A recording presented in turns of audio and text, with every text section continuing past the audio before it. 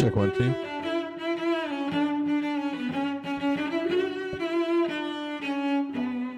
Check, check. Need that louder.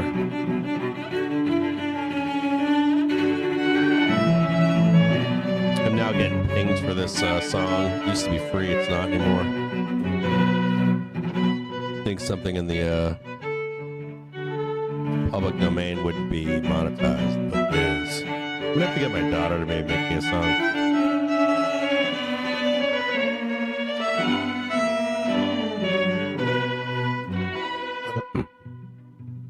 Check 1, 2. Hey Stacy, good morning. How are you? I'll give an update this morning.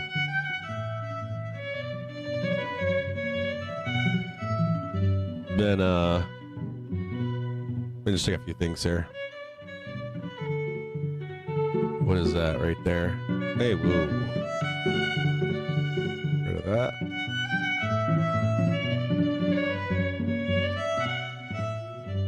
What's weird going on here?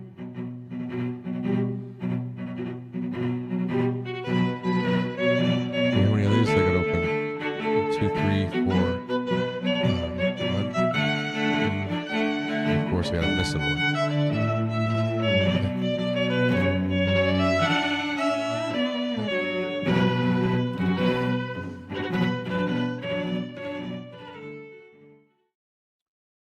Good morning out there. How y'all doing? Sorry, I don't know why that's up there, but let me give you a quick update here. So last week I got COVID, or I think I got it maybe more earlier than that. I think I got it like 2 weeks ago. I did take a test a couple weeks ago. It didn't show up. When it finally showed up last week, I was like in the depths of hell. So I still have COVID, I think. I felt better on Saturday morning. I thought I did. I was able to sleep in. I was able to actually like sleep because I still have kids, and I got kids, dogs, a wife, normal. I have like a whole other part of, don't put me in the closet, you know, like take me out of the closet. I gotta, after like time we see a show or whatever, it's like, oh, that guy goes and stays in the closet until Monday with Monday's new episode, right? But I got all kinds of other real true responsibilities in real life. So Saturday, I got the will to get up and out, and I think I made it like an hour. It took me like 2-3 hours to get ready to go out. I went out with my wife and kids. They wanted to go to lunch, and we had plans to we had to look at something later in the daytime. I think I made it an hour. As a matter of fact, went to this lunch place where I could sit outside. And I was like, this isn't working. It's like I went back home, and I didn't do shit yesterday either. So I still have COVID. It's still bad. There are some positives though. It's weird because then I was going up and down flights of stairs. I was measuring up my attic, and that didn't work. I was like, it was almost like I was huffing and puffing. Like I hadn't worked out in 20 years and sat in a chair or something. So it's still here. So I still got it. But the good news is that I can speak now. I've rested my voice, rested my throat. And as long as I don't do anything too crazy, I think it's just a recovery path now. I think it's something where as long as I don't overextend myself too much or like just, I don't know, I don't know if it's exertion or what. I didn't work out this weekend either. I didn't do anything. Everything I attempted to do, I was thwarted. But I feel good enough to stream. I feel good enough to work through the day and stuff. I just don't think I can do like 10 or 12-hour days. I think like 8 hours a day is about as far as I can go right now. And normally I work many, many more hours. So just an update there for you out there if you're wondering like where I'm at and stuff. I know I seemed a little off my rocker last week because I'm all hopped up on drugs. Nothing illegal or whatever, but like fucking drinking NyQuil and a bunch of different pills and stuff like that. So I was feeling violently ill last week. So you'll see a little bit more normal Cap this week. I'm somewhat out of this, which is good. In one aspect, I'm out of this now at this point. Now it's just a matter of recovery. Now my friends that have had this version, they're saying like 6 weeks. I don't think it's going to be that long, but I hope that at least I'm functional for the next, I don't know, 2 to 4 weeks as I recover from COVID. But this was pretty bad for me. I thought for a minute I was losing my taste buds too. I didn't. It was just I had someone make me a malt, or my daughter got me a malt. She went out for ice cream with her friends, brought me back a malt, and I thought I couldn't taste it, but I think they just didn't put enough malt in it. I did a whole bunch of different taste tests. I still have my taste, my smell, sense of smell, any of that kind of stuff, but it took a fucking toll on me. I'm not gonna lie to you. So we're back on Monday today. I spent the weekend working on a Q4 outlook for you. Still not quite done, and not only that, I got to a section about gamma and stuff, and it's all going to reset. So I don't know exactly if I want to release it until maybe the 3rd or 4th. And we'll go over that this morning, why that is, why it's probably better to hold off on that. So we'll get into it right now. Let's go over to Trigger Screen over here. It was a gorgeous open this morning, right? Everybody's pretty bearish down here, right? Down day by the dip. Down day by the dip doesn't work. Bloodbath down here into Friday, and not only that, here's the Thursday, right?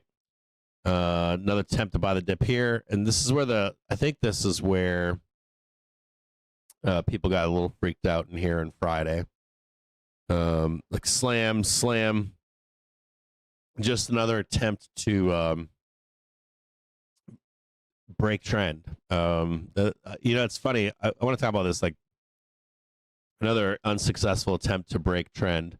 We're going to talk about this and also like Q4, and like Q4 and like what this means. When you can't, it really matters. There's a couple things that matter here. Breaking trend matters. It's so important. I was reading. What was I reading this morning? I'm reading this post this morning, and the post says, here, I'll show you the, can I open this?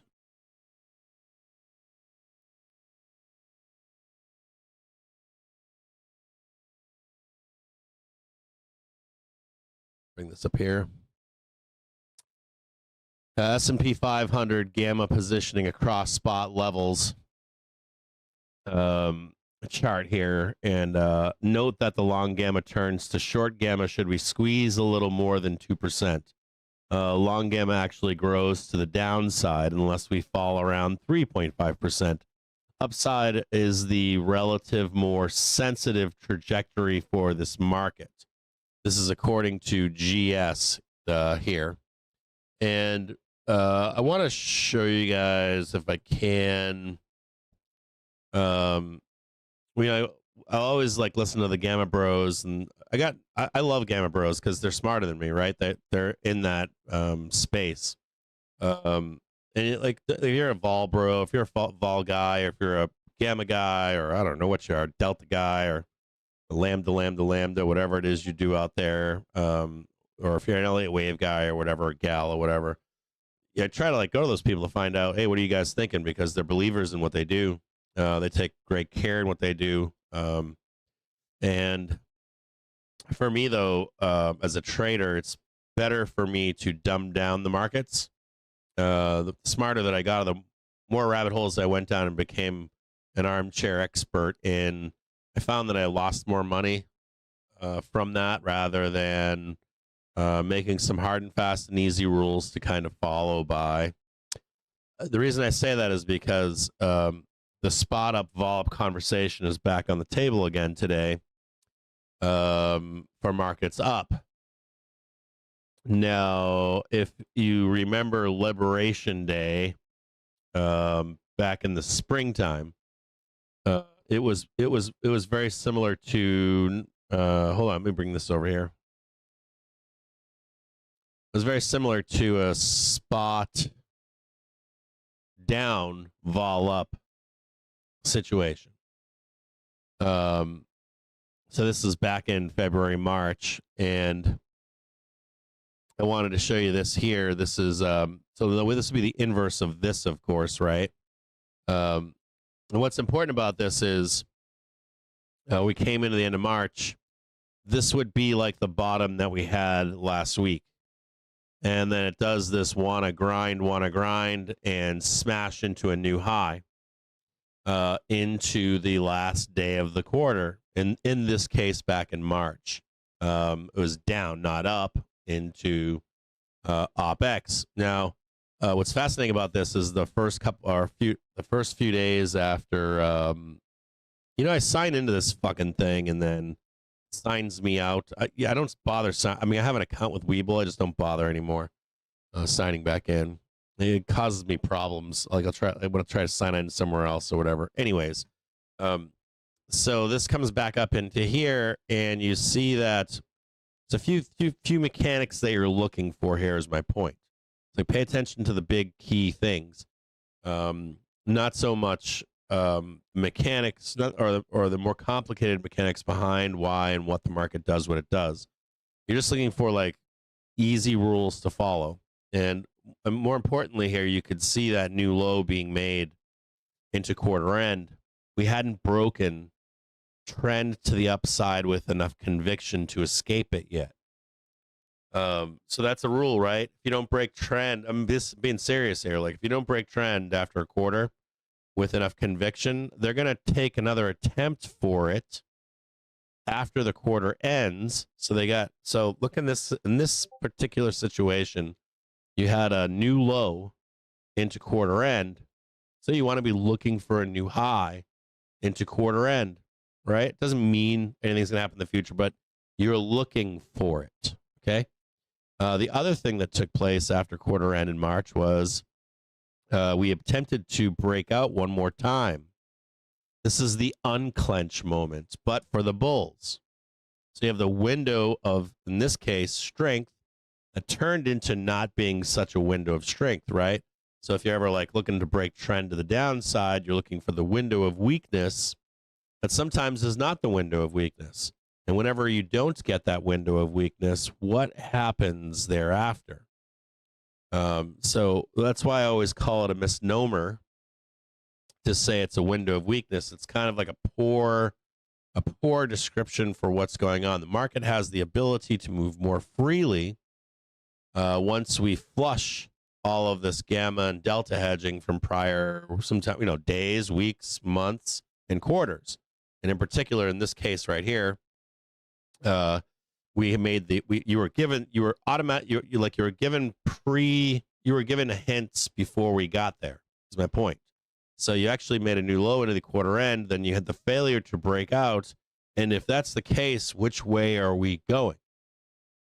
So you fail that right there, and this automatically is telling you, watch out for downside. It's warning you. And when you break down here, you're going, uh-oh.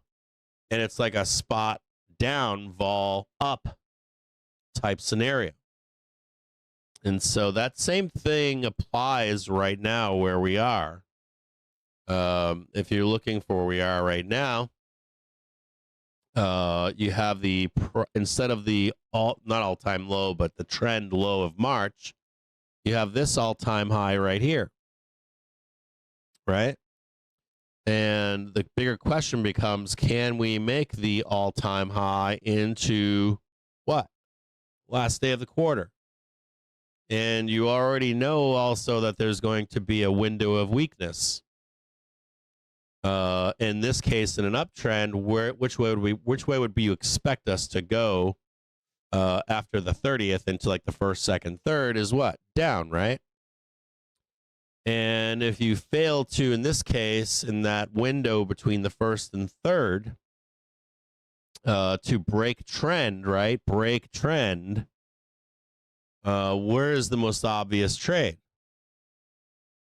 If you have a new all-time high and you have failure to break trend, what is it telling you? The way is higher, right? And if the way is higher, you would likely, in the beginning, theoretically, get some kind of a spot up, vol up type trade. So the next few days, or I wouldn't say few, I would say, today's the 29th, right? The 29th, the 30th, the 1st, 2nd, 3rd, right? So in this window right here where we are, it probably behooves you to stay a little bit on the outside edges. You're likely going to see movement, right? You can see this down here, and then, oh my God, we got an all-time high, and you're like, woo, let's buy all these calls, right? And then it's like wham, straight down. Then it's wham, straight up and out, and we're out of here. And so you kind of want to be over here, right? And you don't want to get caught in the wrong side of this if we do roll, right? There is an opportunity for us to roll in this window of movement or weakness, and to start some kind of a corrective move in early October. But you don't want to be in the wrong side of this, do you? You're like down here, and you're like, oh my God, it's going to happen. Comes back up, and all of a sudden you're being taken for a joyride to the upside in early October. So there's a few things to know here coming into this new quarter, right? Which is, can we get a new all-time high before quarter end? There's some other things to know. There's some like quarter end trades. That's different, but can we get the all-time high before quarter end? Can we hold trend to the downside, which would spark, more than likely spark that spot up, vol up type trade? And then furthermore from that would be what? In last week's briefs, I said to you, and I think I did a whole long diatribe on Twitter about this, which was, until you give up that daily, I think even the past 3 or 4 weeks, I've been harping on this whole daily trigger thing, which is, if you can't break that daily trigger, and even to get it to follow you, if you can't get underneath this daily trigger, you get underneath the new lows, we can't start correcting any kind of correction. No major correction, no correction, none of that. And not only that, if this was the top of the market, is the daily trigger chasing price lower too? So you kind of need both of those things. And not kind of. Historically, since the beginning of the stock market, you need those things. And in prior streams, I've shown you that. In one prior stream, I showed you the Dow Jones Industrial going back to the 1890s. And in every single case, when we came to the actual top of the market, like risk-off type behavior, you would see price underneath the daily trigger, and you would see the daily trigger following price down to the weekly trigger. And we don't have that. So we're not here, are we yet? So until that happens, we cannot correct, and we cannot have a major correction. We can't even call a real top in this market.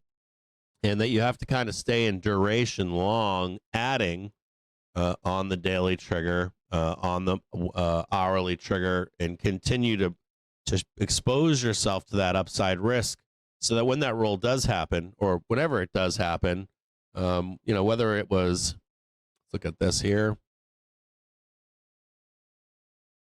whether it's like your risk on right here, right? Your risk on right here, and you're like, yeah, I got to stay on. I got to keep adding. I got to stay on the musical chairs, because if and when it does happen, whenever it does decide to roll over, you want as much distance, right, between here and there, so that if you see that roll, that you can step off risk, and you've still made all this money, right? You got that duration going on for you, right? That duration in the upside exposure. You don't have to actually be right in calling a top. That's like a key thing there. Traders get caught up in saying this is the top. Time to take some off. Time to do this. Time to do that. It's like, yeah, I agree with that, but at the same time, you have to keep adding, or at least being exposed until this takes place. And you step off. Nobody cares about internet points. I guess some people do, but you got to pay your mortgage, your rent, your insurance, your kids, your cocaine habit, whatever it is that you have going on, your muscle car, your private jet, your boat, whatever that may be. You're locked in here. Your health insurance, your whatever it may be, you're literally locked in here long until that happens. So we'll look for this this week. There is a window. The window is we're in an hour right now. There is a window in here. There we go, right here. There is a window of weakness in here. It starts on the morning, basically, of the 30th.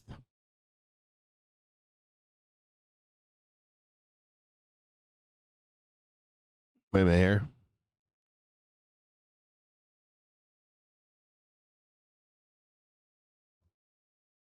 It starts basically like right in here. Like fade all this and see if we can come up in here. Make that all-time high on the 30th. Now, from there, we have the rest of the week into the 3rd. Right in here, right? So the onus here is on buyers to, well, of course, they're going to fade this shit down, right?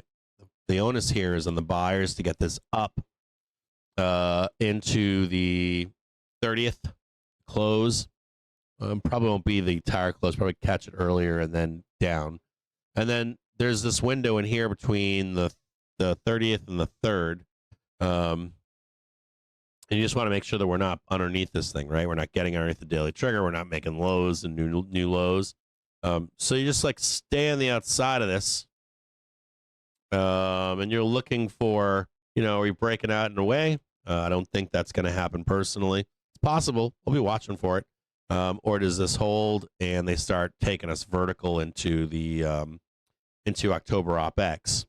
And that's where that spot up vol up trade comes from. And even if we break down in here, let's say we fail to get the new high, we get down here, we're underneath, we start doing this correction, and you're kind of just hanging out on the outside of this, right? Like, it's blowing right past this cap, right to the downside. If this daily trigger is not following price, if it's just kind of hanging out up here, it's just another chance for us to buy that seasonal weakness wherever it winds up. If it winds up in October, November, or even Christmas morning or some shit. Well, it wouldn't be Christmas morning, but like day after or two. But we'll be looking for that dip to buy. So there shouldn't be any concern here from you as a bull or as a seller. You should be able to see just from what I drew for you right here where you're trying to sell from. And then being tactful on if you can break through or not, rather than saying we're going to print this. Just trying to print this right here, I think is fine, as on sell side.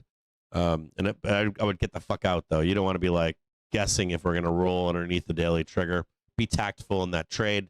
And I think I've told you this already in the past that you've got so much room here, so much money to be made down here. You don't need to be the first guy on that trade. If we break down under here, you got this whole area to trade. So there's like a trade in here, and then there's another trade right here. And until that trade starts, or if it ever starts, or whenever it starts, you just want to be ready for. You just need to be there for this part of it.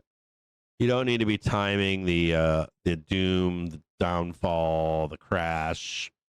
This is the top. You just don't need to expose yourself to that. That's how you get annihilated. So price action matters, right? Failure of the daily trigger matters. We have a window of movement more so than weakness. I hate window of weakness. Like hate it. Like can't stand it. And I can't stand selling the sizzle on it either. It's like oh wait a minute, we're coming into the window of weakness. We could crash. You never know. Let's try to buy the dip. Let's try to buy the fucking dip. We're still in buy the dip mode,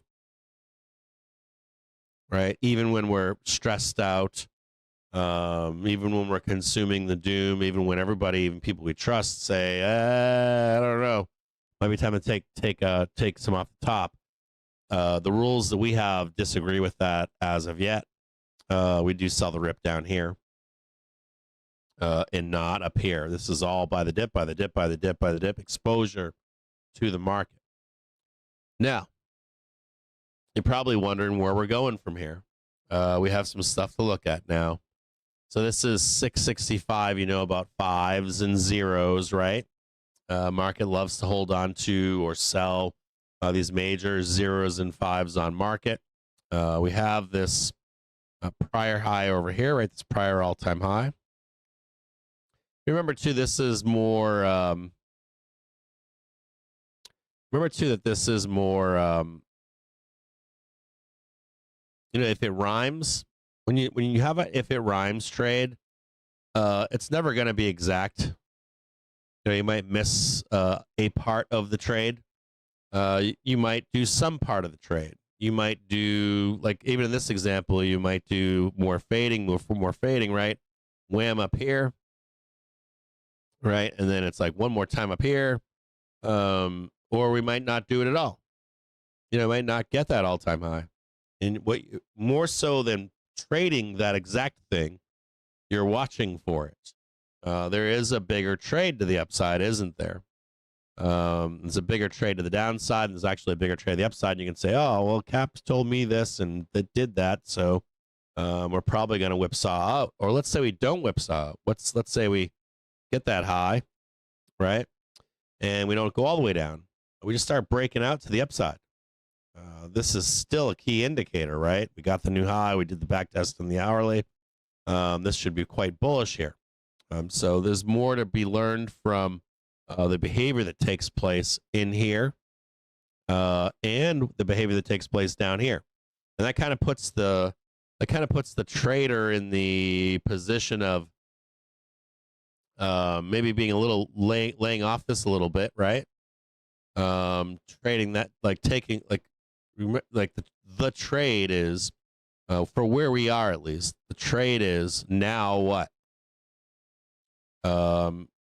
you would want to see something like this.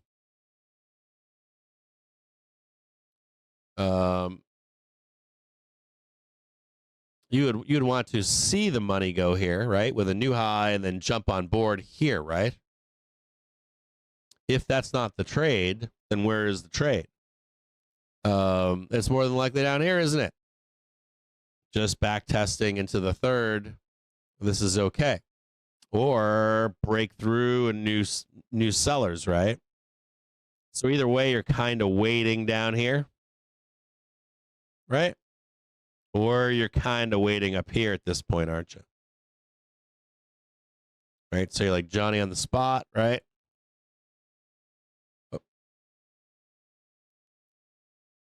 You're kind of up here, hey Cap, ready to rock. Or you're kind of down here, hey Cap, ready to rock. Right? You can do the sell side from here. You can do, like, if you fail this, we start getting new lows, right? Sell, sell, sell, sell, sell. We go above and away. You're a buyer, right? Buy, buy, buy, buy. Or you're down here looking for, hey, full bear suit on, or we made the new high, and now we're holding this down here, and I'm a buyer, and I think now we have the ability to break out. The window of weakness has happened, or window of movement. Sellers were unable to get that down. If the way is not down, we're setting our sights really high, right? Trading that 678 instead of the 670 and 672, we're trading 678 to the upside. So the next 2 days, or not, well, today and tomorrow at least, have a little bit of patience in here. You might see some good individual ticker trades over the next day or two. I'm gonna go over a few of them with you today. I have a small stack of them this morning to take a look at with you. So there might be some better trades that are outside of indexes at this point. And you really want to be setting like alerts for price action up here for us to either break up or break down into this spot up, vol up trade. Give me one quick second here. I'm losing my voice already here, which I don't want to be doing this early in the morning here. So give me just one quick second here.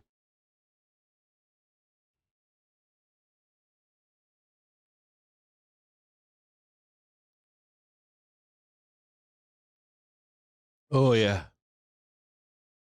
Oh, I need that. Woo.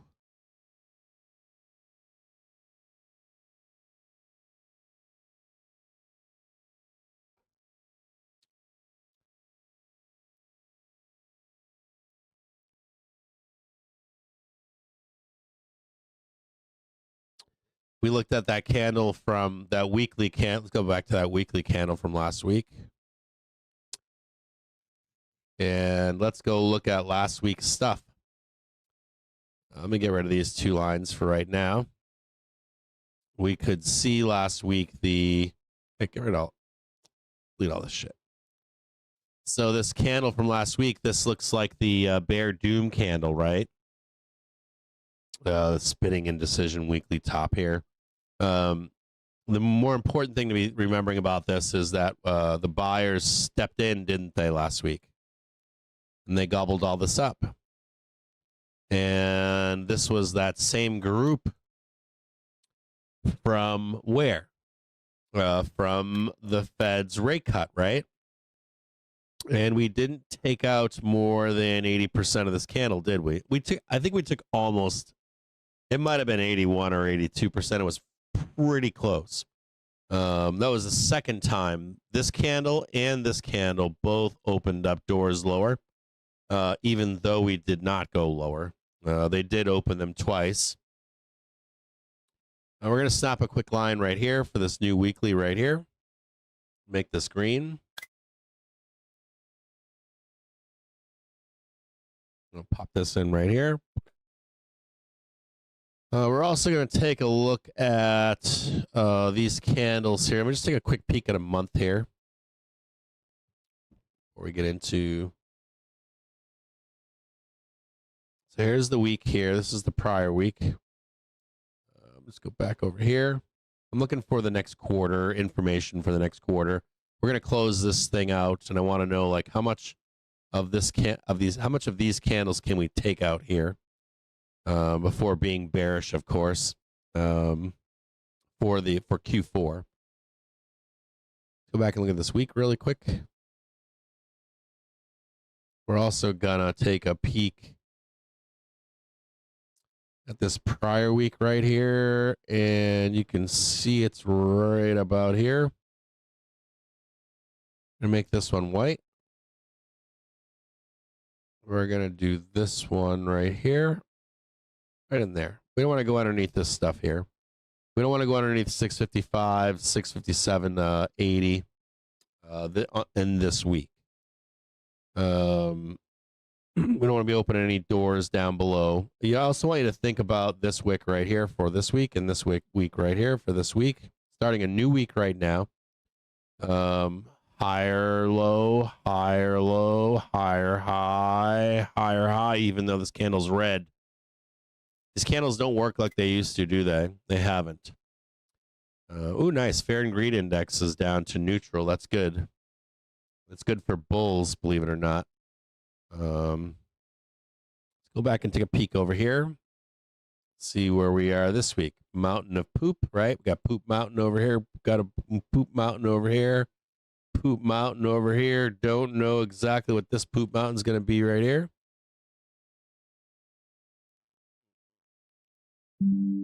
Just take a peek. If you were to hurt everybody, it's down here. You want to stay here. Let's stay somewhere in here.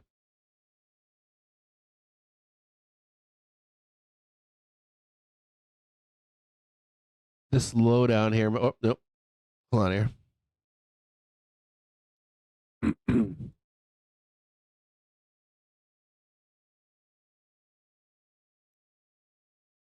So we got this big bad boy right here, right? This big bomber over here. So if we rolled, we don't want to be where? We don't want to be any lower than that, right? If there was like a CJJ call area, probably in here, right?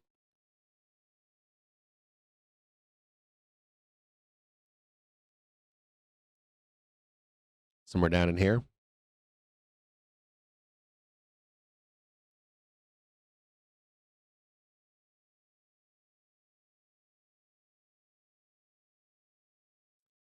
And we got some more bearish news up here. Or HR. We need to get some stuff still to take out up here.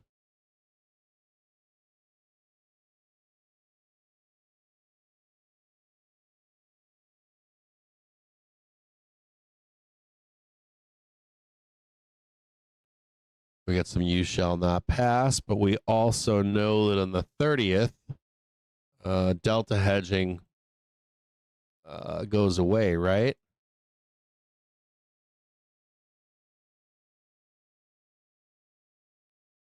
We have a big roll. We also have what else going on the 30th? We get a lot of negative flows, don't we? Whole bunch of negative flows on. Move this over here to the 3rd. We get a bunch of negative flows, don't we? We get a bunch more gamma rolls off market, right? No more hedging for that. So no more delta hedging for that, for all those trades. We also get really bearish flows on the 30th. So you got all these market participants wrapping up their trades. And then they're also wrapping up any hedging that they had, rolling out new hedging, or maybe even placing bearish trades, right? You come out of a quarter and you come into a new quarter, and we're looking at what do they call it? October, right? Which is also spooky, scary story time. If you're not familiar with October in the stock market, you start being told all the scaries, right? It's like Sunday scaries. You get told all about the October scaries. We're almost out of September, aren't we? We got one more day left, and price doesn't look too bad, does it, for September? What else can we look at here? We've got the Batwing trade. We got the inverse Batwing trade. We got the upside Batwing trade, right? Going coast to coast here.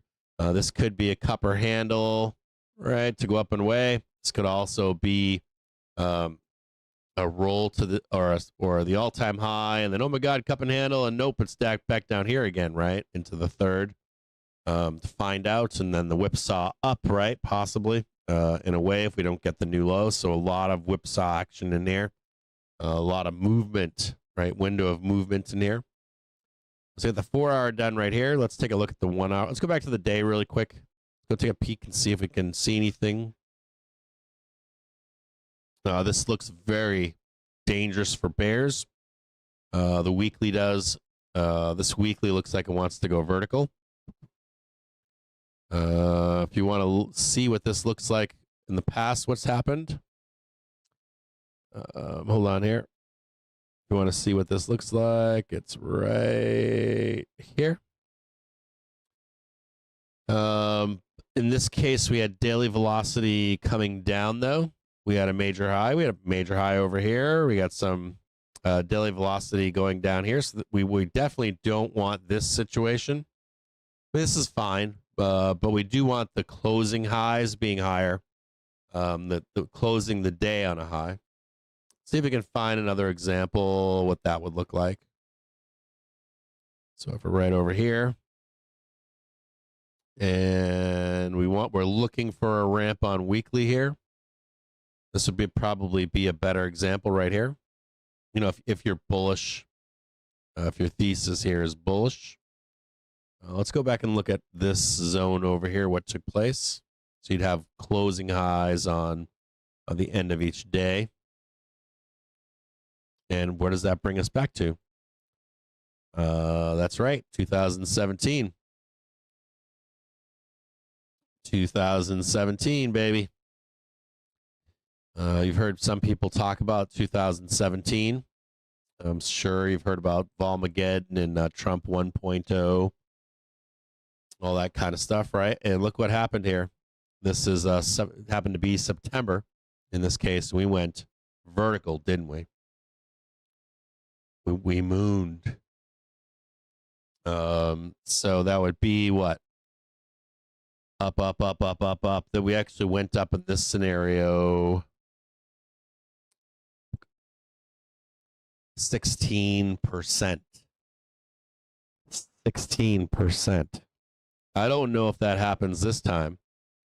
Let's look at the most recent time period. One we're looking right here. And we didn't have the daily on our side here. And we went vertical again, didn't we? Because of what? Because of that layered velocity, right? So your daily velocity in the prior example was going up with weekly. That was straight vertical. And in this example here, daily velocity was not on your side, but the weekly was supportive. And that's, I think, what's important about velocity is when you layer it, it tells you how supportive it is, regardless of lower frame velocity. Oftentimes, you look like RSI and stuff, they'll say, oh, it's too much this and it's too much that, or it's going to crash all the way down. But then you encounter this stronger velocity underneath, and you actually go vertical anyways. Does that make sense? I don't know if it does, but you can actually see it in the price action here because you're closing on lows in the day, but the weeklies are closing higher. Low at the end of the day, like sell at the end of the day, but higher in the week, in this example. So for now, looking at where we are, that spot up vol up trade is very viable, even if we close a day on a low. As long as they're closing the week on a high, and how strong this weekly is, entering into this kind of a time period. If we do, if we enter into some kind of like crazy kind of blow off top thing, you want to be watching these weekly closes. And when we were watching that candle on Friday, that weekly candle was just being devoured, wasn't it? On Friday of this week, when I showed you that weekly candle and I said, that fucking thing right there is not a sign of weak buyers, right? The big wick buyers, they were just eating it up, weren't they? And you want to be paying attention to that these next few weeks. You're paying attention to that. Let me get rid of this here. We're paying attention to like that end of week stuff. And those big wick buyers, right, that were there 2 weeks ago, and then they waited for the price to come down to the pain, and they stepped right back in, didn't they? And they just started eating and eating and eating again. And we want to be looking for that as we move forward here in case we continue on to the upside. Now, on a 30-minute basis, we're going to take a look at this really quick and see if we can find anything else out from vol. Or excuse me, from velocity here. And this is looking a little long in the tooth, isn't it? It's almost there. There could be one more bump higher. You can kind of see it's like saying, yeah, we get one more coming. And that could imply that we're going to get that all-time high into the 30th. But you are still looking for a pullback. Daily velocity looks great right now. This all looks good and productive for bulls, not for sellers. So this is the setup is there. As long as price action shows us that way, the setup is there for this this larger move higher. So What can we take away here? You guys ready? Let's go to the hourly. There we go. We know that the buy the dip is on the half of the hour, right? We know that we've got this prior high back here. And we've got not only the prior high, but the first wick is the important one. We got 70 up here.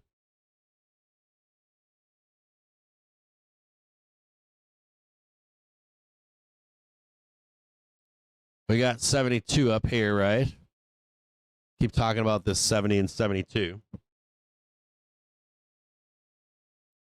And we don't know if we're going to go up there or not.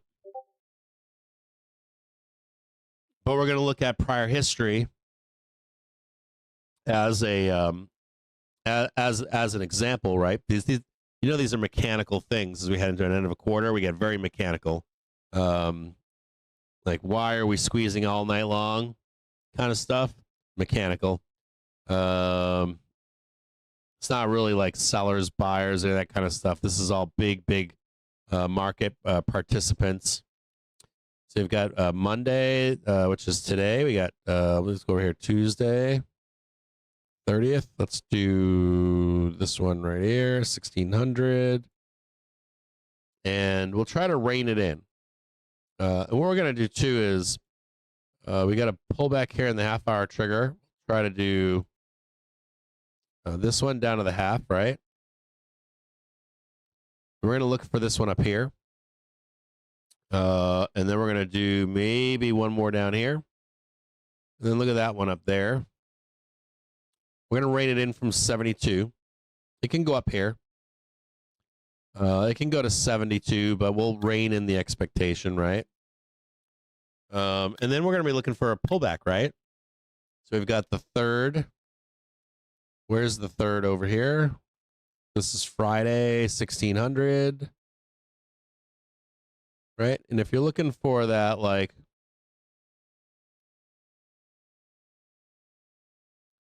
remember that CJJ used call lot? You've got the pullback here from the Fed rate decision. You got this big pullback, and the world was going to end last week, right? So you're kind of looking for that, you know. Can we get down there and see what happens to go higher, or we break down and away to the downside and start getting busy on sell side, right? So we're gonna go right there.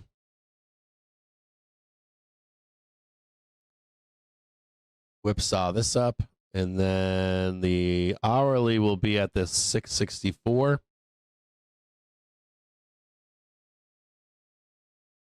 So there's the 30. I think it's going to be before 1600. We'll change the times here in a minute, but just getting the idea of it all. You'd want to be breaking through this right here.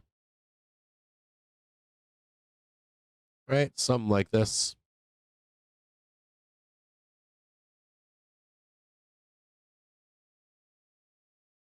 Take a look at this here.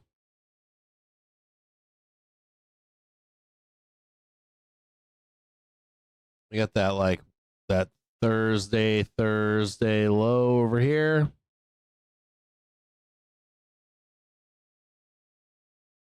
I really want to know. I'll give him till Friday, but I don't think it'll be. I think it'll be like Thursday, but we'll give him till Friday. We'll give him the benefit of the doubt. So there's 62. Here's 60.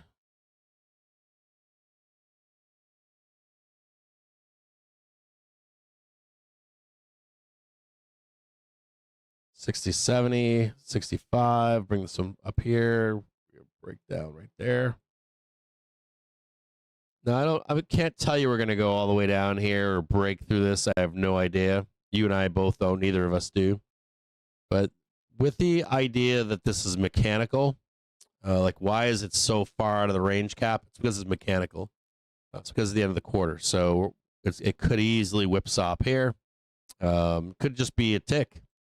And this could get very violent down below. It could actually get really fucking violent. But for now, we'll give a little bit of exaggerated expectations here. And more importantly, do we hold this used call lot on the week? And if not, switch to that sell side. And if they can't, right? If we're breaking out, we're buying it. If they can't shake us into the third, we're gonna start looking to the upside here. You can kind of see it right there. Let's like, where are these assholes? They're right there, aren't they? Assholes are right in here. You see them? These are the only up pump show, right? They were right here on the Fed rate decision. They're right here on Friday. We got some new information. We're just going to be hanging out down here with these guys, right? Just hanging out, finding out where these guys are. And if we can get down there, it's worked twice now. Once, two. And we'll see if this works again down here. Now, let's say you've got, let's say we blast down, right? This is your hourly trigger. And let's say we blast down here. And we just putt around here. We start coming back up. You know, hey, Cap, you told me we were going to hit right here. It doesn't matter if we hit right there, right? If we're back above the hourly trigger with a new high, we're buying that, right? Let's go to the upside, right? Back above the hourly trigger, up, and away. So we'll look at it just like this here. Now, today is, or right now is 10 a.m., right? We got 10. Let's go over here. 10, 11, 12.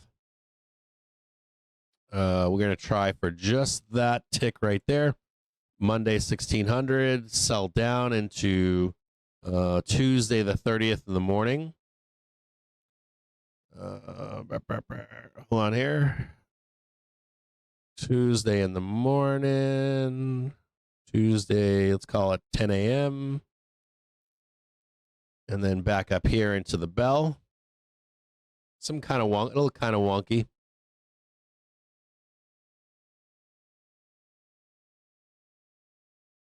You might even see failures to. You might even see failures in here. You might even see failures in here to start.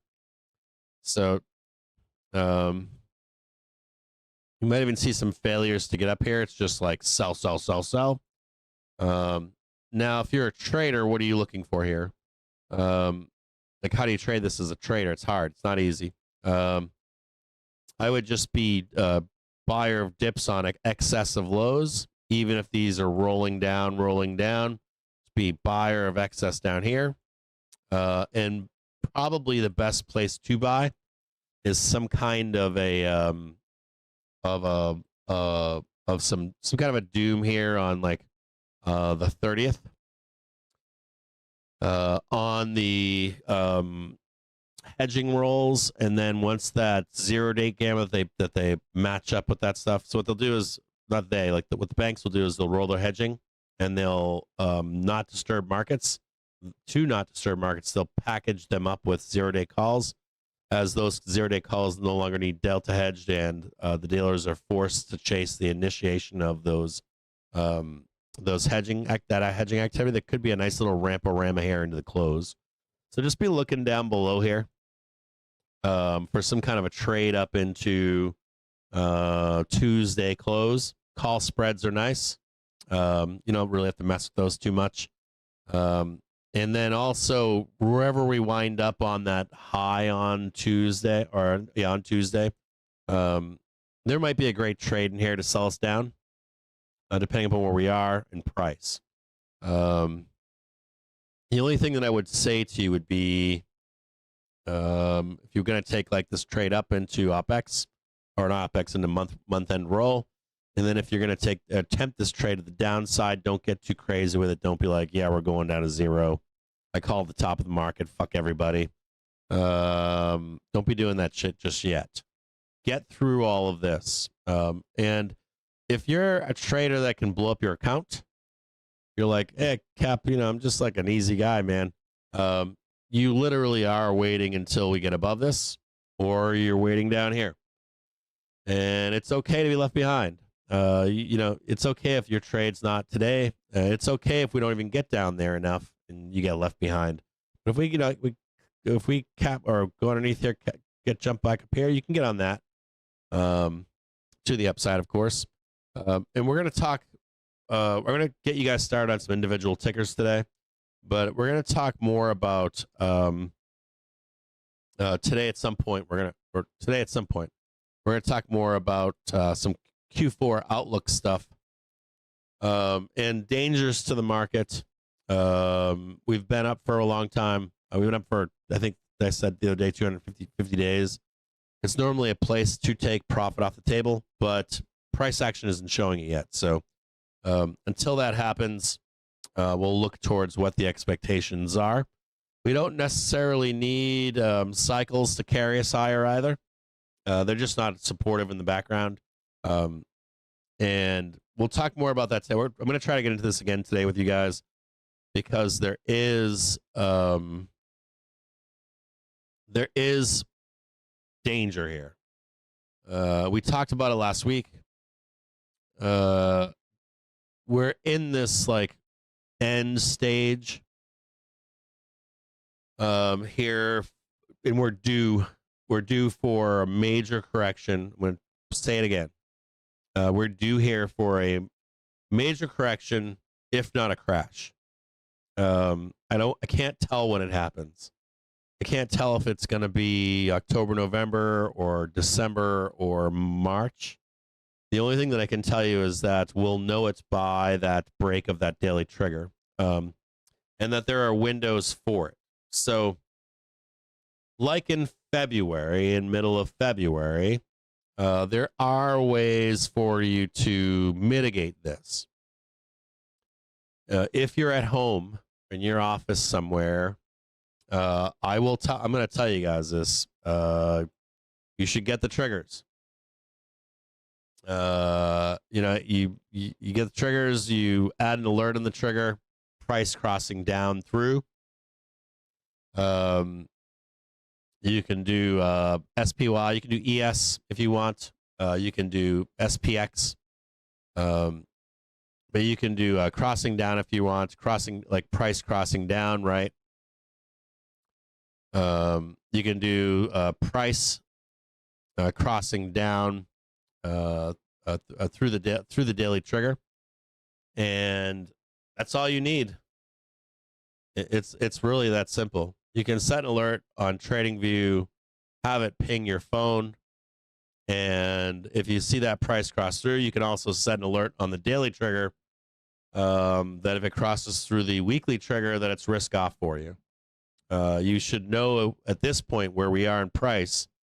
You should, and it's the most insane thing. You can literally set a risk off alert for yourself.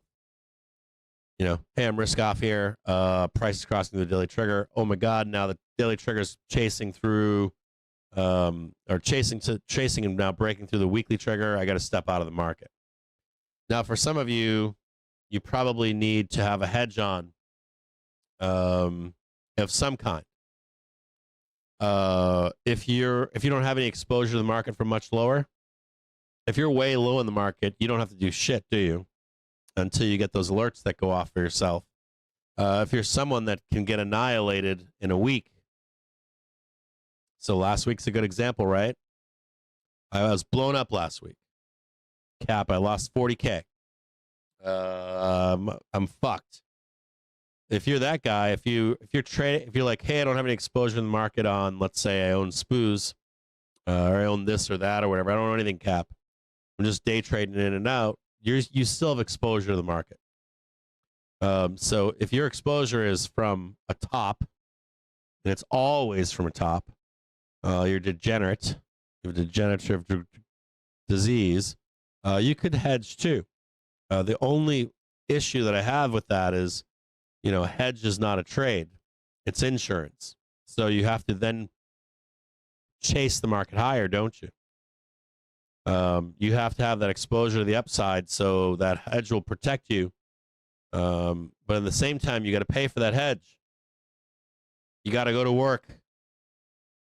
You got to buy the hedge, like home insurance, and you hope and pray you never have to use it. And we're right by all-time highs right now. So hedges are cheap, aren't they? They were cheap this morning. VIX was down on a low this morning, or on Friday, the VIX itself was at 1526. So they're kind of low, kind of enough to hedge yourself out. Now, if you're like, well, Cap, I don't have enough money to hedge, man. I just have enough money to trade. You're on the edges. You really are. You're on the edges. Because there is, we have risk, and we have windows for that risk to materialize. We're coming in to one of them right now. You can even take those hedges off, but you got like a window here, or so you've got choices, right? Either a hedge or I'm stepping off the market. Works too. I just got no exposure, Cap. I'm just gonna wait until after the 3rd of October. That works too. It's not gonna trade. The other thing here too would be your next window arrives in December, and your next window thereafter is in February. Now, from my understanding, in recent years, if you look at the full history of the S&P, we used to have like we used to have a really big holiday rally. That hasn't been the case. We have had very volatile Decembers, even volatile Novembers, to be honest with you. We have like big highs, big pullbacks, but I haven't seen the big prints. We used to get these like nice holiday rallies into end of year mostly, but like past like a decade or so, not so much. We're getting a lot more volatility. And then we're getting the prints, though, in February, March, sometimes even like March 31st. So think about it from this perspective, like top line. You've got a window of movement here, right? You've got some volatility in December. And then you've got a print potential in December through, call it March 31st. So, you want to be hedging yourself or looking for a window to buy. And you want to give yourself enough time, and you probably want to structure this last trade. You want to capture the idea of trading 680 to 720. So that gives you a bunch of information, right? You rein in your expectations. Maybe you rein in your trade to print 678. And leave the ability to capture 720. You put some time on it.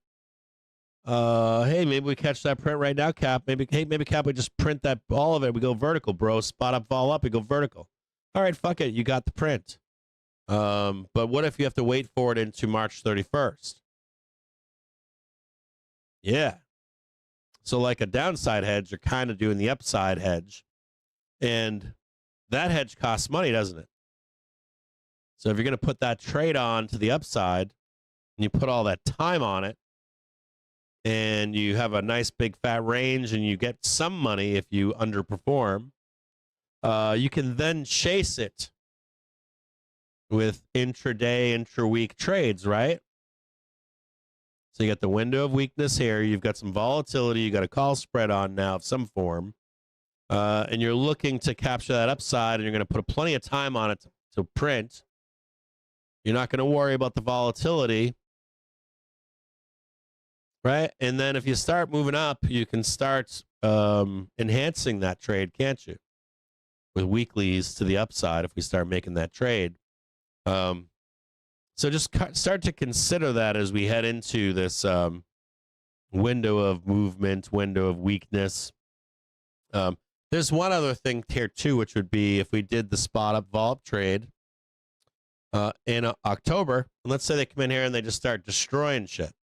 Oh my God, there's 680. Oh my God, there's 700.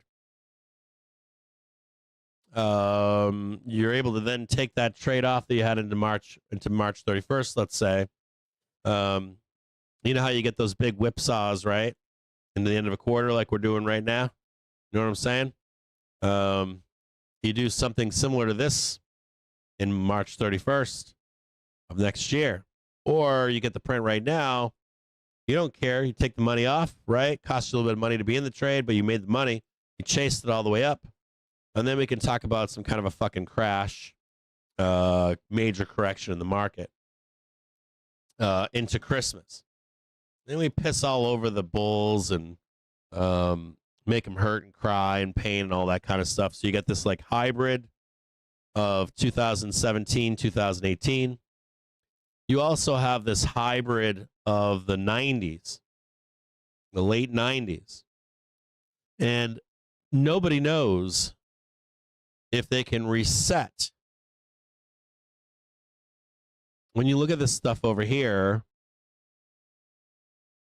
you know, can we reset this stuff, or is it the top of ages where we're going to crash for 10 years? You don't know that, and I don't know that. If we go up here and crank this out either now or into spring, and we get this big crash of some kind, we go down 20, 30%. You know, if we start making new highs again, we're not underneath the monthly trigger, we're going to long that shit. And if they want to trade the 20, 30% down move, you know, last February, this winter, we start doing that late 90s trade of up, like down 20, 30, up 30, 40, 50. We'll take it as it comes. And so that moves us even into, is this end of the year the end of the stock market? Is now the end of the stock market? Are we going to do the 1929 fucking, I don't know what the fuck they're trying to call that, but like, you know, 10-year reset? Sure, but it's not here. So without it being here, there's no fucking point, is there? All you know is that if they reset this monthly and quarterly, my market can go higher. And as long as you're open to that, there's no need for you to get too panicky. And on that point, I was yesterday. There was a major, it was asked on Reddit yesterday, I think, or the day before. It was asked on Reddit, what's the biggest danger that you see out there that nobody else sees? It was like front page of Reddit. It was on Ask Reddit. Let me see if I can find it here. And I always like these questions when they gain traction because it gets the zeitgeist. Zeitgeist. And it asked a big question. I don't know where it is right now. I'll try to find it for you today. But it said, like, what is the biggest danger that nobody sees coming? And the number one response was housing, and in particular, residential housing. And it really isn't the biggest danger that we face right now. But I was fascinated that was the answer. Mostly I was fascinated that the answer was, here, I'll post this for you guys right now in the Discord. I was fascinated by the answer over the weekend because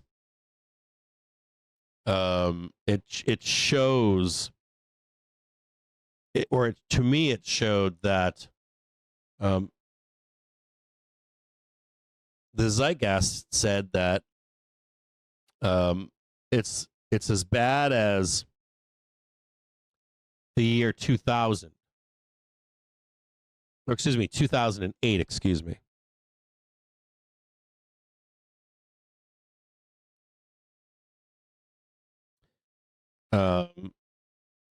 And you can go to the Fred and the Fed, and you can look up housing data, multiple data points. You can look up like anywhere from 5 to 10 different data points in 2008. And you can compare them to today. And if you look at the data from 2008 and the data from today, there are 1 to 2 pretty bad looking data points. But the other 4 to 7 data points, they're not there. They're not even close to being there. So there is no parable or comparison if you look at the data. And this isn't hard stuff to find. This is like stuff that any normal, productive human member of society can look up. It's not hard.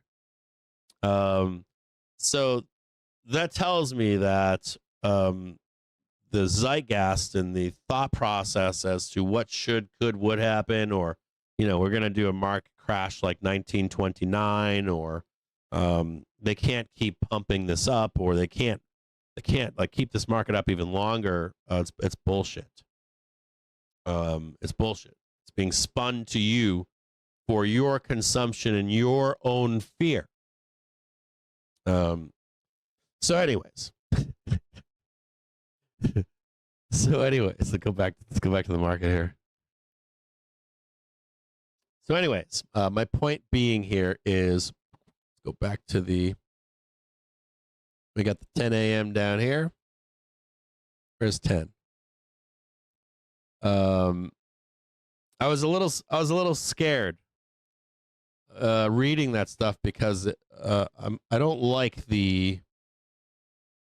where we are in information, or not just information, but I don't like where we are with like economics not being taught in school. Bothers the fuck out of me. And then the just accepting what I'm being told. This isn't rocket science stuff. You don't have to be like a rocket scientist to nice little thing down here. Nice little gap that needs closed out down there. Got a nice little 4-hour in here. We still haven't touched the daily or the half-hour trigger. We still haven't touched the hourly trigger. I don't like that. I'd like to see us come down here. I'd like to see us fade into this half at least. Let's go look over here really quick. We got this one over here too to close out.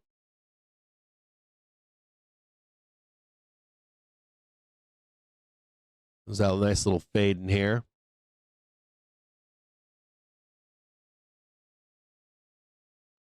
So I don't like that. I don't like that it's fucking 140 characters. I was reading a guy this morning that I respect on Twitter, and he was talking about fucking savings. And as a standalone data point today, looking at the savings accounts of people today, it's like horrible dated data. Because it doesn't account for where people really store their money today. It's same with credit card debt. People use credit cards to pay bills today. That's it. Consumer savvy. Most consumers, they use 10% of a credit card to pay their debt. No more. They pay it off every month. They only use credit today for major purchases.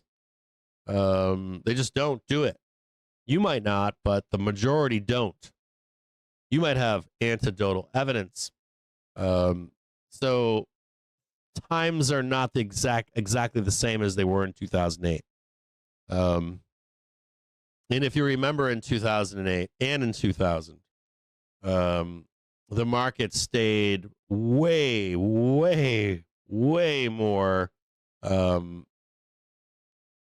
batshit crazy than anyone ever expected. In 2000, the market stayed alive by resetting monthly velocity. And in 2008, if there hadn't been the second leg, our boy in the background here, where is he at? What happened to my Mike Barry? I don't know where my Mike Barry painting is. I'll have to find him and put him back up. But Mike Barry would have been in prison. So you got to think of that too. You have to get both, right? You got to get both legs down for the grand crash. And not only that, they can reset this market again and again and again and again. I see the meeting going on right now with Trump. Okay, so I want to see us come down here and kind of like fade down in here into this 12 o'clock hour. We'll see if we can catch a bite down here. We also have one more thing in here I just want to show you. I've got this drawn out in here. We could get a failure to start in here too. So just be aware of that down here, this fade to the downside.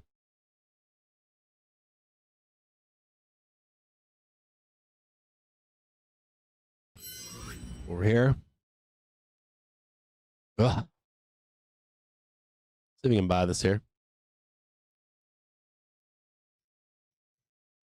11:30. Where's 11:30? Sometimes we turn around before we get to 11:30.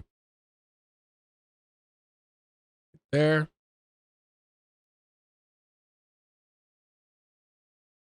We got 11 a.m. right where we are.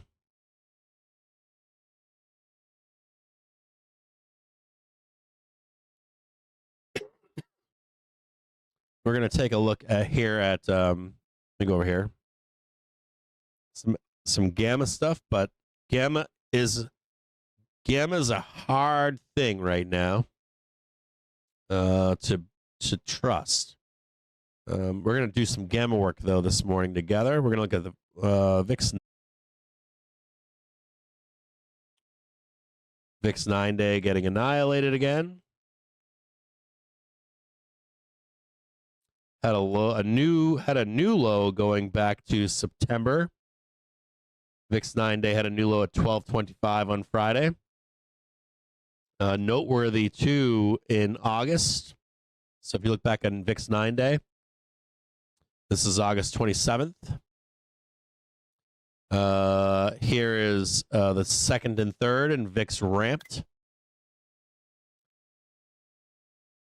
Looks like we have a little bit of this that happened again this week. If you want to watch VIX 9-day at home, look at August, September VIX 9-day. It's following some similar price action. But this doesn't, of course, imply about spot going up or down. But the VIX pattern looks about right. That VIX is going to start moving here shortly to the upside, VIX 9-day. And close some of this stuff out here. We're going to take a peek at, let's see if we can find this this Ask Reddit thing for you if you want to catch up with that. Try to find that link for you guys here so you can, like, what are you talking about, Cappy? We're throwing out random shit. So you can post this here.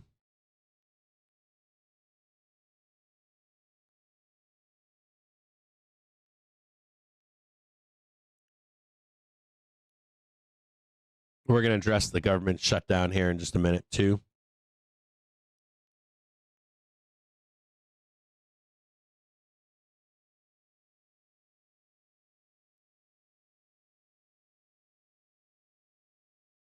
Tight here.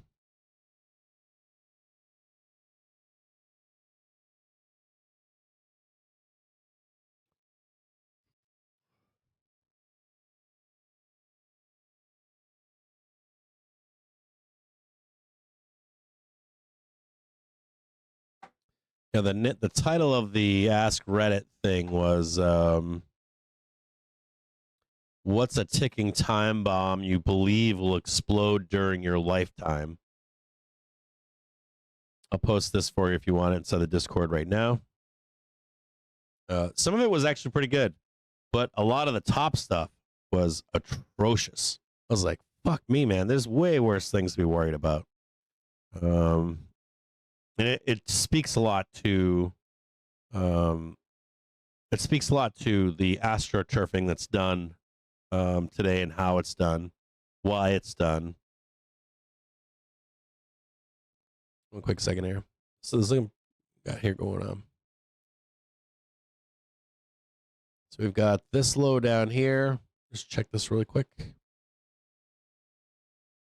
This is implying that this is done, but 1, 2, 3. Trying to turn up. That could be false.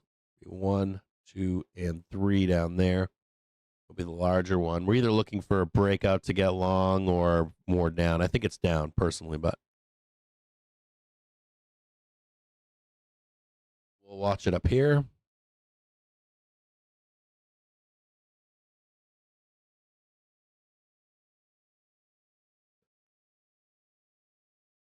If they can put together some buy side, but I think it's more down.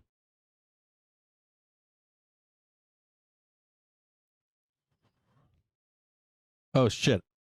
Am I posting shit in the wrong place? Oh, I'm in the market chat. Okay.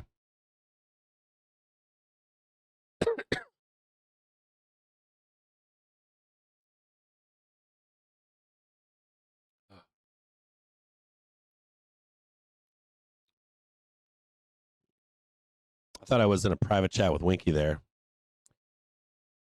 I don't think I was in the Discord.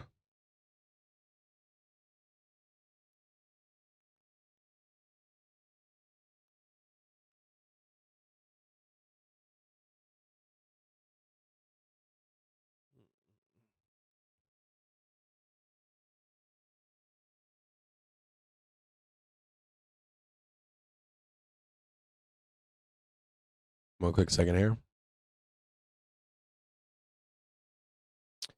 Trump administration is going to meet with congressional leaders as shutdown looms. Spending standoff. President Trump will meet with the 4 top congressional leaders on Monday afternoon at the White House ahead of a 12:01 a.m. Wednesday deadline to avert a shutdown. Let's go back here and take a look at this really quick. Let's go back to an hour here. So we've got a reason to go down in here, don't we? Yeah, right? We got a reason to go down, don't we? So we've even got a news event already lined up. Right? Like, oh my God, we didn't pass a spending bill. No spending bill pass. We're down here and we're either going to get, what? Who do we get? This is the great senator from New York. Chuck Schumer, right?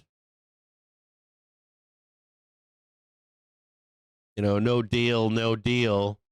Chuck Schumer at the last minute. Well, I went to all my constituents and I told them we're going to push it through, right? Up and out of here, right? Or I couldn't put together my constituents. They want to vote me out of office in the midterms. They told me no, and down to the depths of hell on a government shutdown, right? Also, Vol Wiz and I were talking last Thursday or Friday, and he made a great point to me. He's like, what else? He's like, think about the government shutdown. He goes, what do you think happens in the government shutdown, Cap? And I go, I don't know. What do you tell me? And what's been the topic of conversation recently? Topic of conversation is about data, right? And how it's all politically driven. Not true. Somewhat is. The Fed and the Treasury tries not to mess with policy. Like stay out of the way or work with the policy that any new presidency, whenever there's a new president or Senate, new House, they try to work within the parameters of the policy of that president without seemingly being too accommodative or too against, but trying to like, it's kind of like, my husband spends a lot of money or my husband doesn't spend enough, right?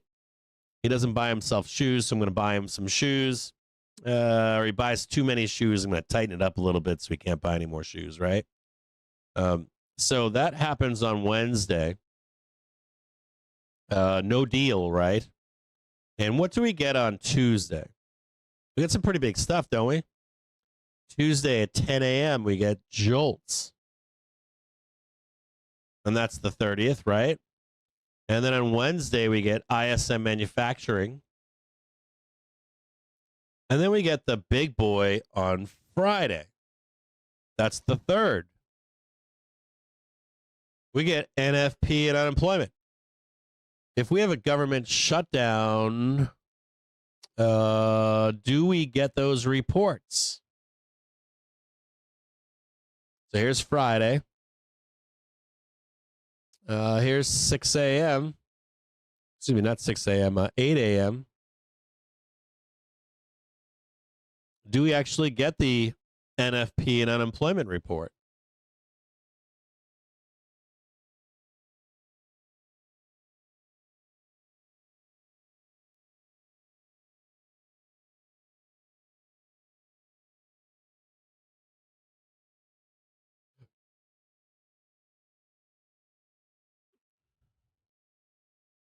I think that's a very insightful thing. I mean, if these numbers are bad, does a shutdown help you?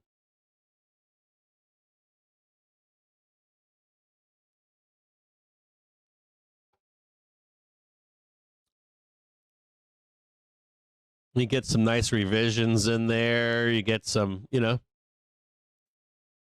NFP unemployment. What do we know about this, too? NFP unemployment, if we're selling into it, I love to buy it, right? Selling down in NFP unemployment, love buying it. If we were trading up into it, love selling it. If we're neutral into NFP, hands off, right? Some traders don't like being long or short it no matter what we're doing into it. So a lot of you, hands off is probably the way on NFP and unemployment on Friday, right? So that's something for us to look forward to in the next coming days as well for end of quarter. Remember here that the President Trump will meet with 4 top congressional leaders on Monday. That's today. Do you think that we're going to get any kind of positive? I don't think we are. Outcome. I don't think that we are. I don't think there's any reason to do a deal just yet. And you might want, Trump might not want those numbers to come out. That could be like an afterthought, maybe it doesn't hurt the market as much as it could.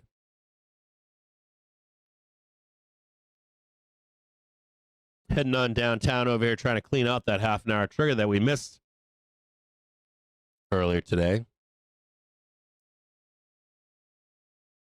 Come on down. Come on down. Come on down. Come on down.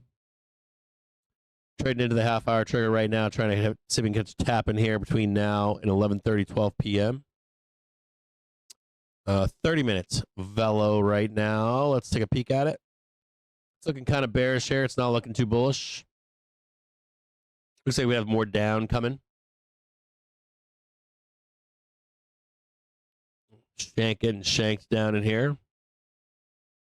There's your red box, yellow box right here. Yeah, baby. Pop another little yellow box over there. Woo, yeah, downside. How does it feel? It's Monday, baby. I'm back.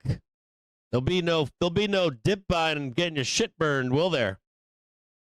Can't get sick around here. I swear when I get sick, it's like the whole world's ending. I blew myself up. Kept buying the dip. You don't have Cap here to tell me not to buy the goddamn dip yet. You got it. Taco Tuesday, baby. Taco NFP afterwards.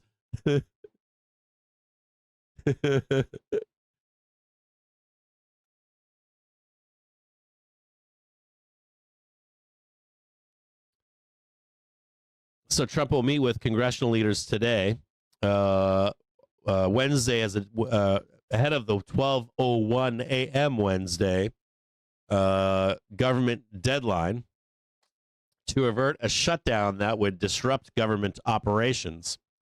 Democrats are demanding an extension of the Affordable Care Act subsidies and the reversal of cuts that Republicans made to Medicaid and other health programs as part of any temporary funding bill, with high stakes for leaders in both parties. I doubt that. I'm going to tell you guys something. These fucking guys could give a rat's ass about you. I don't care what fucking party you're in.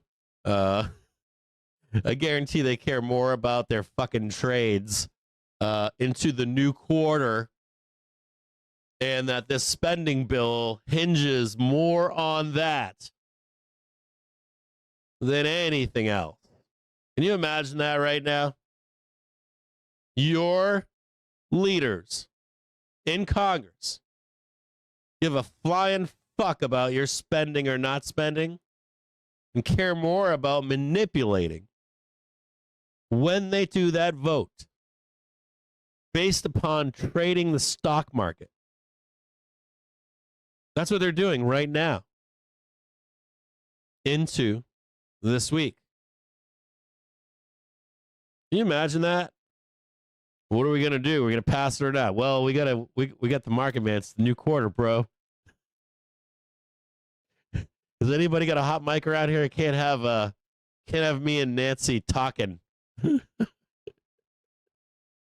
We're plotting and planning our quarterly trades. It's like Nancy and some Republican in a back room somewhere.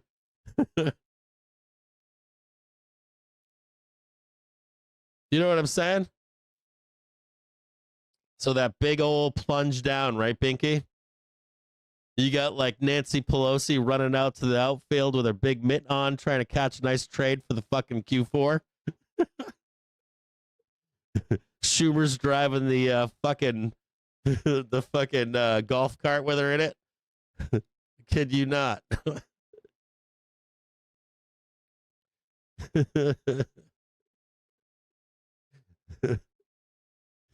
That's hilarious, Lord Cambus slang. He's like, I just relate it to my own life. He's like, I care more about my trade than my own job, too.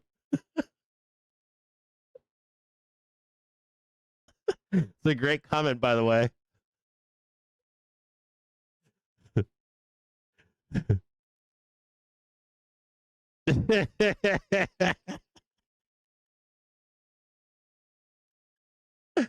Winky's like, just give me a fucking dip, please, and stop doing all this dicking around with price. It's never going to be that easy, though, is it, Winky? It's never that easy, bro. Fucking up, down, up, down, up, down, up, down, up, down. All right. Price target. Half-hour trigger achieved. We have a little bit more downage expected over here. We got to take out the 4-hour trigger here next. Look for a bounce, though, off of it. I don't think we hit the daily trigger on this one. We might, but I don't think that we do. It'd be nice if we did. We could just take this trade, right? This power trade right here. I think they're going to make you suffer for this one, but we'll see.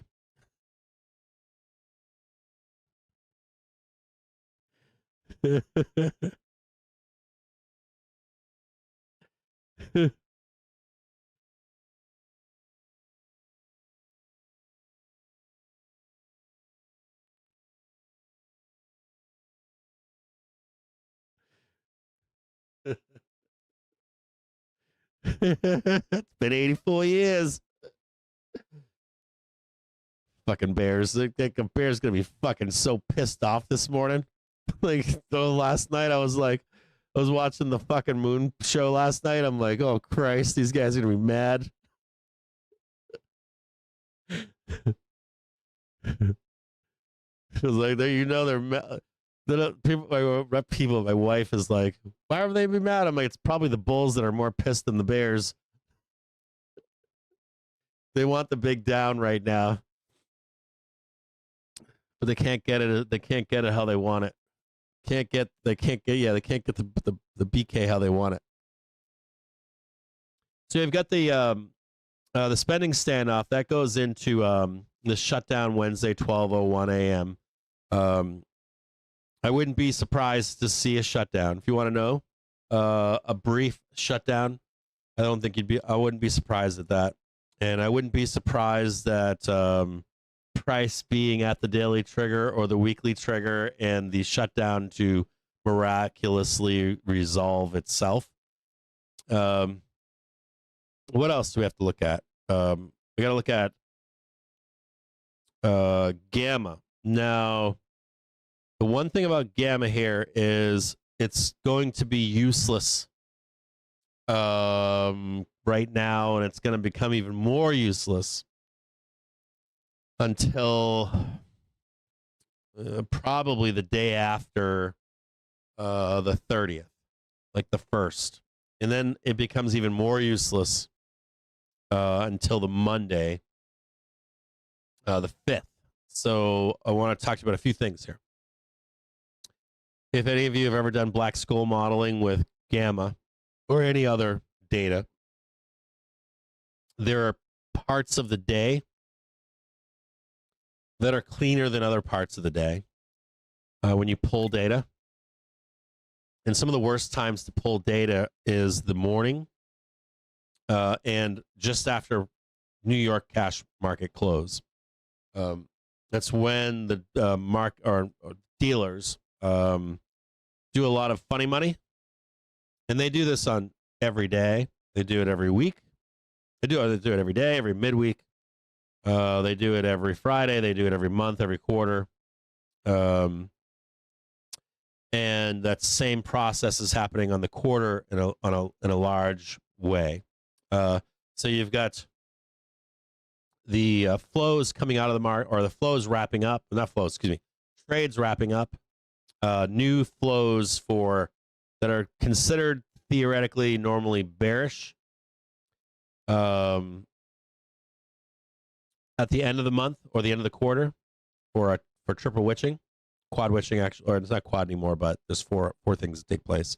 But the other thing here is you've got some within those new flows, you're going to get a new gamma picture, and then you're also going to get what is historically considered negative flows out of the market at the end of this quarter, which is the 30th. And you also get some rebalancing flows that are potentially come into the market. So I'm going to allocate a little bit more money to bonds, let's say, than stock market. You're going to get other people reallocating from their winners, their biggest winners. They've already been doing this, by the way. And then trying to go into unloved but not red stocks, maybe. That's dangerous. Picking those is dangerous. The indexes are always better instead of whack-a-mole on that stuff. But you've got that rotation trade going on. That article that I posted for you in the the article I posted for you from Ask Reddit about the ticking time bomb had something else fascinating in it. The top response was the housing market. If you read all the commentary in the first 100 posts, it was astroturfed. And the astroturfing that took place in that post that was in the front page of Reddit was a bunch of bots talking to each other about rebalancing. I kid you not. Take some money out of the stock market. Take some money out of gold. and crypto and reallocate it to tips. Gold and crypto and reallocate it to tips. And that's in that post right at the top. And I'm like, oh, God, this is astroturfing. We're in the end of a quarter. So you can see there's already a grift, even in the zeitgeist. So they're telling like some schmo out there that works on Main Street, you should take a little bit off that crypto you got over there and that gold. Get yourself into some tips right now. I thought that was fascinating. I couldn't tell if that was more awareness by people. And people know what bonds are. That's all they know.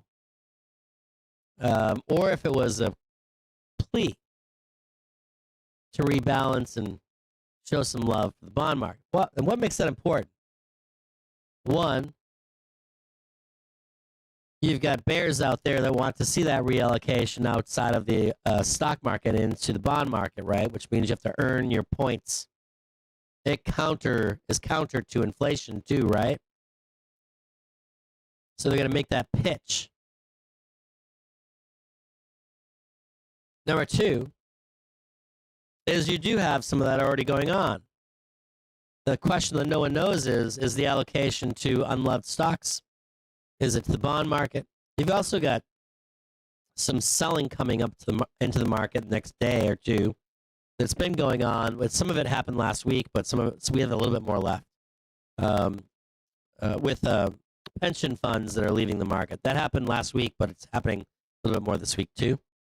But you've got the idea of what are you going to do in Q4. You've also got the counter of inflation that wants to drive the market higher. And you have China trying to fight its way out of recession by printing money. And you've got the bears telling you also that Japan's going to tighten and unwind the entire, unwrap the entire trade in tech. But none of that is known at this moment. So does that really happen? Does that not happen? I'm going to tell you no if you're in the bond market. But I want to tell you one more thing about the bond market. If the bond market's telling you right now, and at the end of this quarter, reallocate some of your money from crypto, or from metals, or from the stock market into the bond market. That doesn't fucking inbound, does it?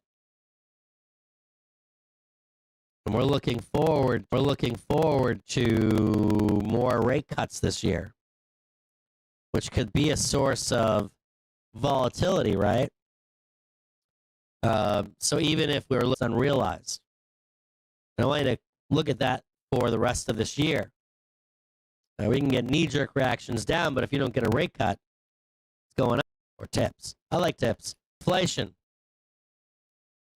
When you're in a market that's risk on, we have tightening. We have QT going on right now, but when the economy,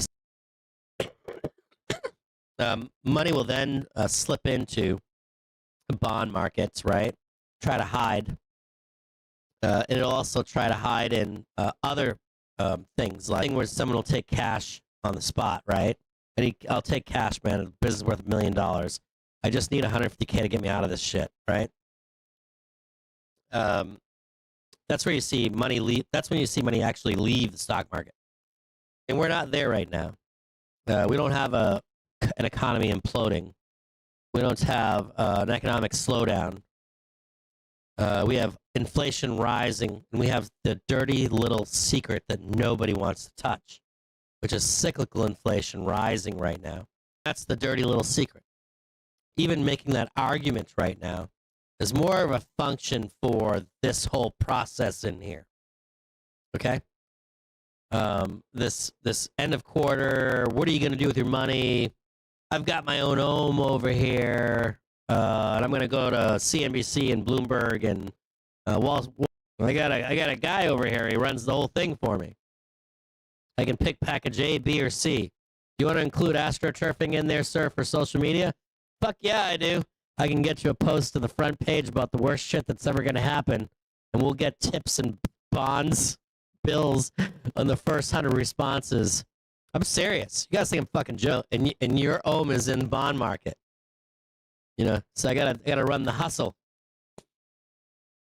Can't have the bond market implode on me completely. Where is the house? Not in your neighborhood. I don't care if you're a computer science engineer. You can go right to the front and it'll tell you where you can get a job as a computer science engineer right now. It might not be destroying an economy. If you're able to build another economy at the same time, those jobs might just be somewhere else. If the market is risk on, if the stock market is risk on, we're above the daily trigger, right? Price, hour, daily, weekly. The only way for you to outrun that cyclical inflation in a stable economy, believe it or not, you have to. You have to stay exposed. That's the dirty little secret that I want to tell you. Until the economy begins to deteriorate, if we're not quite in real, true 100% QT, I mean, hell, you just got a rate cut. If we're not in complete QT, in the economy where the money is, and outrun inflation. Why is that? Why? There's a reason for it. It's because when we go risk off, when the economy begins, there's way more danger there. That's why you go into bills and bonds, tips. You're trying to hide at that point.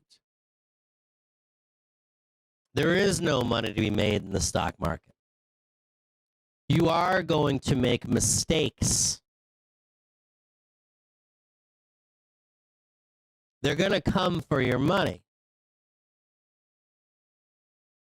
When things get real bad, you could have paid your house off with a 30-year mortgage, had 2 or 3 remortgages, have never missed a payment, have perfect credit, and when everybody's running around looking for money being sucked out of the system, they can call you for your loan. Did you know that? I'm sorry, Mr. James. We don't care how good your credit is. You owe us $300K. We want it. Oh my God, I got a balloon mortgage. I didn't know that. I don't have an adjustable rate mortgage. What are these guys talking about here? So when you're actually in risk off, disinflationary, crappy markets, crappy economics, crappy business cycle, part of that whole, that's where you go and you protect your money. Companies start panicking and coming for it. Inflation starts ramping. Every man for himself. And then you get what? Your federal government, your county government comes and starts scrambling for it. We don't have any money for, starts coming out and hitting you with property taxes. Nobody's got any money. Everybody's hiding. Economy's slowing down. No money in the stock market. Nobody cares. Right? Woo! So when you get to that point, you actually do have to hide. Until then, though, the allocation is in the equity market. So even though these guys run and goes way higher, they go, holy shit, we're still risk on. The economy's still working, bro. You know, you're in fucking what? Bro, we're not in a bad economy yet. You got to be risk on. You got to buy that dip down there. I'm too afraid, man. I'm in bonds. So you're listening and drinking the Kool-Aid about no risk on. You miss where the money is to around inflation. And then when it actually is time to go risk off, and it is time to buy bonds and bills, you're like, oh, good, I'm already in them. And meanwhile, you're just destroying your wealth. When it was risk on, you didn't take that risk on. When it was risk off, you didn't then jump with a life preserver. So you have to identify when that is, right? That daily trigger tells you that, doesn't it? Price starts going into the daily trigger starts chasing down to the movie weekly. All right, fuck it, I'll do an allocation of bonds now, bro. But until then, you can't. And when people tell you that you can't time tops, they're lying. When people tell you you can't move your money because you're like, are you going to wake up one morning and you're going to lose all your money? That's false. When you're in a risk-on environment, when the economy is good, and you're not drinking the fucking Kool-Aid of people that are taking statistics out of context, when they're fucking lying to you at every turn. You literally have to be risk-on in a risk-on environment. Good economy, good stock market, good business cycle. You got to be exposed to that. And when it comes time to step off, you don't need the news telling. You don't need Reddit scaring you.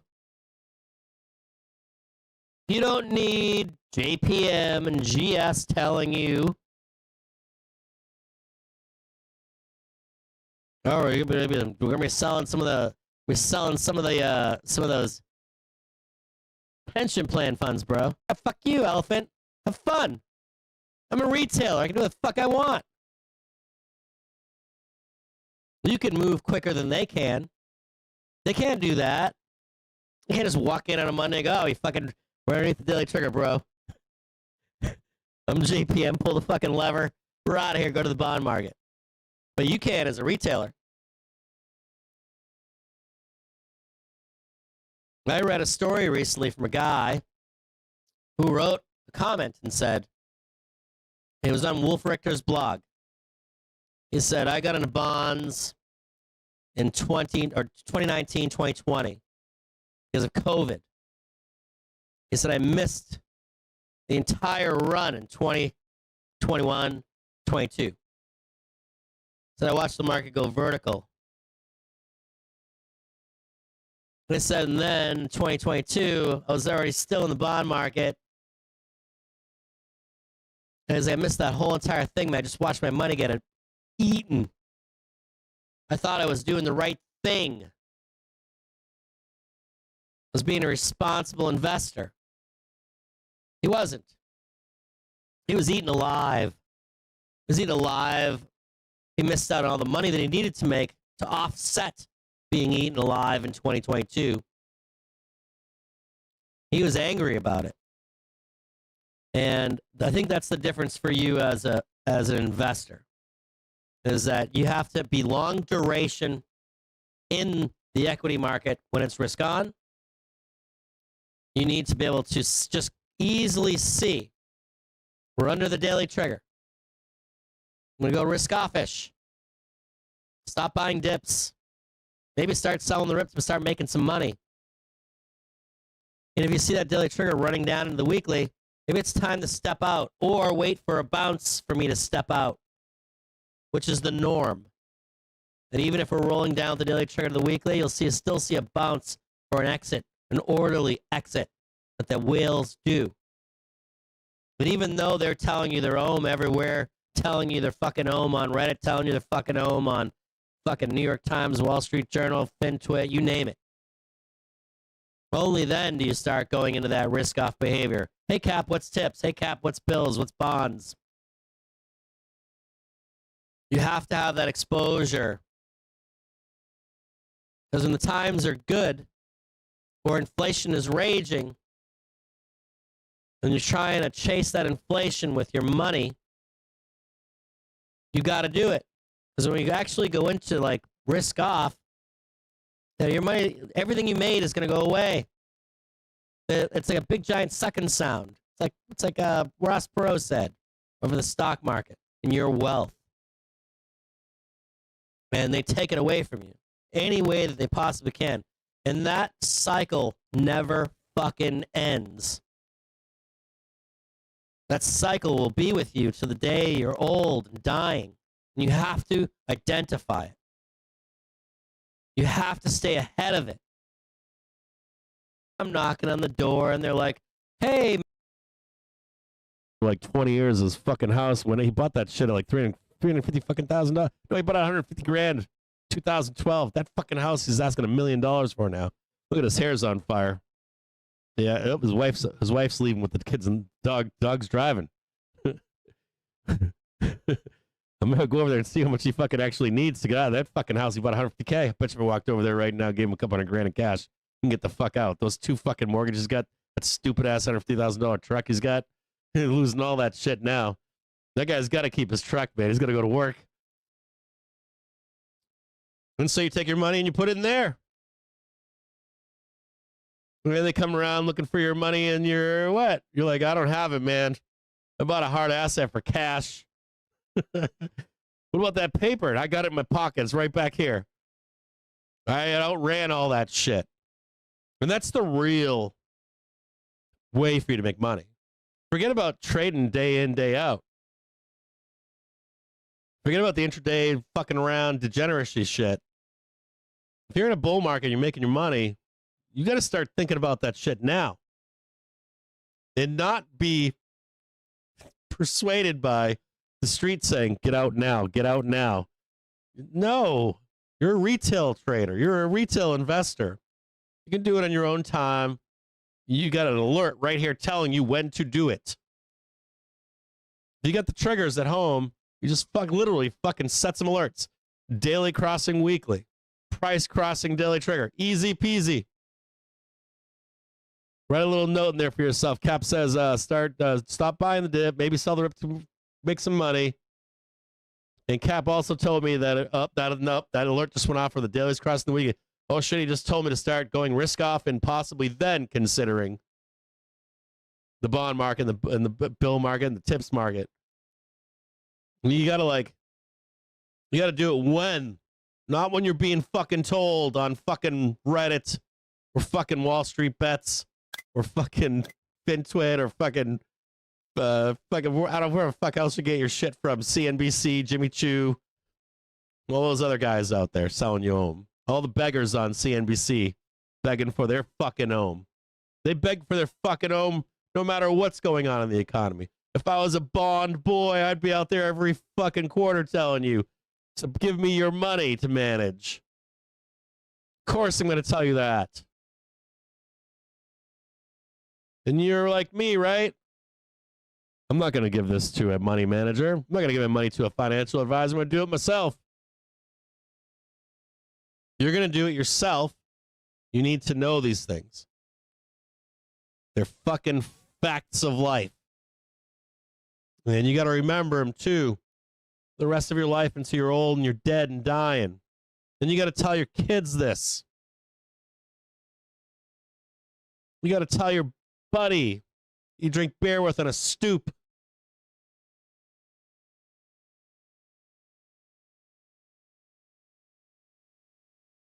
You're a fucking retailer. You're an participant in the United States of America. You know, so your friends come and tell you this, tell you that. You go, hey, when we're actually in a bad economy, actually in a bad business cycle, actually a stock market, easy way to find out when we go risk off. And when you start considering those options. And it ain't today. It can be tomorrow, but it's not today. And only when it's today do you start to talk about it. Otherwise, your duration long the stock market and looking to buy dips. Okay, so back quickly to Gamma. the gamma picture is going to change drastically as we head towards the end of this quarter and into the end of and the beginning of next week. And you're going to see funky ass price action along the way. So let's have a peek at net gamma in the market if we can. Take a quick peek at some of this stuff. See what we can see.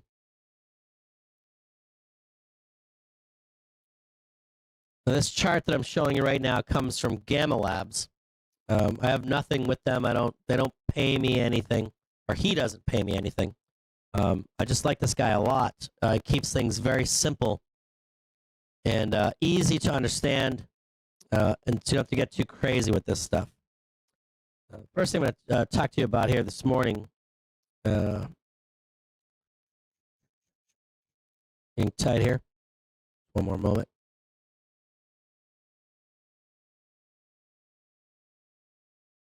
Oh, hold on here, guys. I'm getting a call. Hold on one second here.